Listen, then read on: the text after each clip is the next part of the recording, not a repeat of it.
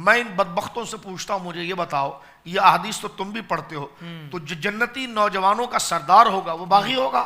اللہ simple سی بات ہے، یہ تاریخ اپنی جیب میں رکھو، تاریخ کی کیا حیثیت ہے؟ تو نصوص پڑھ رہا ہوں میں تمہارے سامنے۔ واہ واہ واہ، جو جنتی نوجوانوں کا سردار، جنت میں جانے والا کتنا بڑا متقی ہوتا ہے، اللہ، تو جو اس کا سردار ہوگا اس کا کیا مقام ہوگا؟ اللہ اکبر، بے شک بے شک۔ تو اب جو عقل پر ہاتھ مارے جناب، تمہاری یہ تحقیقات 1000 صفحے کی یا 500 صفحے کی، اللہ، جس یزید کو تم جنت میں گھسڑنے کے چکر میں ہو، ذرا غور کرو ہاں کہ عام انسان جنت میں نہیں جا سکتا جب تک خدا کا فضل نہ ہو اور متقی نہ ہو۔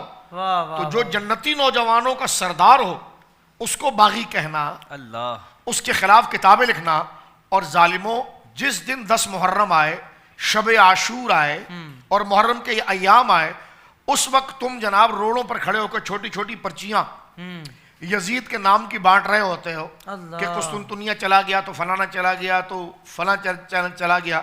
میں نے کہا یہ دن امام علی مقام رضی اللہ عنہ کی شہادت، جن کے لئے حضور سید عالم صلی اللہ علیہ وسلم خود روئے، اور اتنا پیار جناب رسول کریم کا کہ سرکار کے اپنے شہزادے ابراہیم گود میں ہیں، اللہ، اور ایک طرف امام حسین اور سرکار رو رہے ہیں، صحیح حدیث کے اندر موجود ہے۔ جی، وجہ پوچھی گئی کہ یا رسول اللہ آپ رو کیوں رہے ہیں؟ تو جناب رسول کریم صلی اللہ علیہ وسلم نے شاہ فرمایا کہ جبریل میرے پاس آئے اور رب نے یہ کہا کہ ان دونوں میں سے کوئی مجھے عطا کر دو، مجھے دے دو۔